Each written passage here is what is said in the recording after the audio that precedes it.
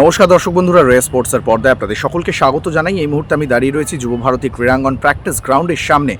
একটু আগে অনুশীলন শেষ করলো ইস্ট বেঙ্গল দল। আগামী 11ই এপ্রিল চেন্নাইন এফসির বিরুদ্ধে এই আইএসএলের প্রথম অ্যাওয়ে ম্যাচটা খেলতে যাবে লাল হলুদ ব্রিগেড।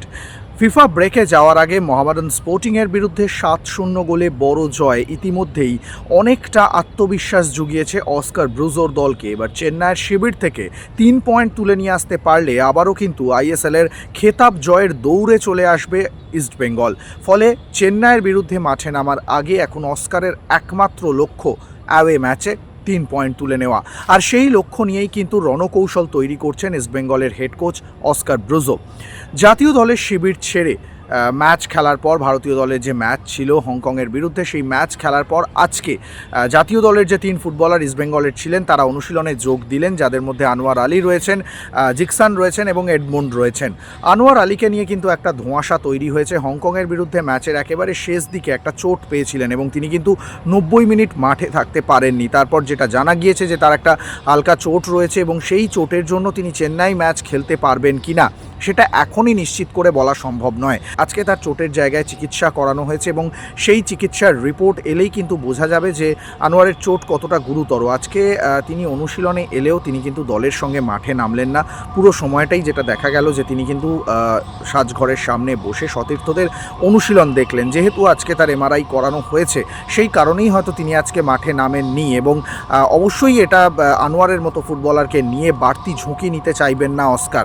পাশাপাশি এটা আমরা জানি যে আপনারা আগেই জেনে গিয়েছেন যে সিবিলে তিনি কিন্তু ইতিমধ্যেই দলের সঙ্গে পুরো দমে অনুশীলন শুরু করেছেন এবং সিবিলের মতো ফুটবলারের দলে ফিরে আসা অবশ্যই অস্কারের জন্য স্বস্তির খবর। কিন্তু সিবিলে ফিরলেও যে আনোয়ারের চোট একটু হলেও চাপে রাখবে ইস্টবেঙ্গল শিবিরকে, কারণ চেন্নাইন এফসির বিরুদ্ধে ম্যাচ ইস্টবেঙ্গলের জন্য যথেষ্ট কঠিন, কারণ চেন্নাইয়ের ডিফেন্স অনেক কঠিন ডিফেন্স এবং চেন্নাই দলটা এই মুহূর্তে ভালো পারফর্ম না করতে পারলেও তাদের দল কিন্তু বেশ শক্তিশালী। ফলে ইস্টবেঙ্গল অবশ্যই চাইবে এই ম্যাচটা জিততে এবং সেটা জেতার জন্য কিন্তু নিজেদের রণকৌশলটা তৈরি রাখতে হবে। আজকে কিন্তু অস্কারকে দেখা গেল তিনি মূলত চেন্নাই বধের পরিকল্পনা করছেন, যে ব্লু প্রিন্ট তৈরি করেন প্রত্যেকটা গুরুত্বপূর্ণ ম্যাচের আগে, সেটাই কিন্তু আজকে করতে দেখা গেল। যেখানে দু দলে ভাগ করে নিজেদের মধ্যে ম্যাচ খেলালেন, দফায় দফায় চললো নিজেদের মধ্যে প্রস্তুতি ম্যাচ। তারপর শেষ দিকে কিন্তু সেট পিসের অনুশীলন চললো এবং সেই সেট পিসে একটা ভ্যারিয়েশন আনার তিনি চেষ্টা করছেন। কখনো ডিরেক্ট সেট পিস রাখা হচ্ছে, সেই সেট পিসে হেড করে গোল করার চেষ্টা করছেন ইস্টবেঙ্গল ফুটবলাররা, কখনো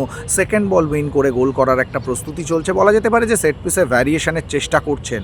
পাশাপাশি শেষ দিকে দেখা গেল ইস্টবেঙ্গলের সহকারী কোচ তিনি কিন্তু বেশ কিছুক্ষণ স্পট কিকের অনুশীলন করালেন, অর্থাৎ পেনাল্টির অনুশীলন করালেন। আমরা দেখেছি এই মরশুমে ইতিমধ্যে ইস্টবেঙ্গল বেশ কিছু পেনাল্টি পেয়েছেন এবং সেখান থেকে কিন্তু ইউসেফ এসেজারি তিনি কিন্তু গোল করেছেন। পরবর্তী ম্যাচগুলোতেও যদি তেমন পরিস্থিতি তৈরি হয় যাতে ইস্টবেঙ্গল ফুটবলাররা তৈরি থাকে, সেই দিকটা কিন্তু নজর রাখছে।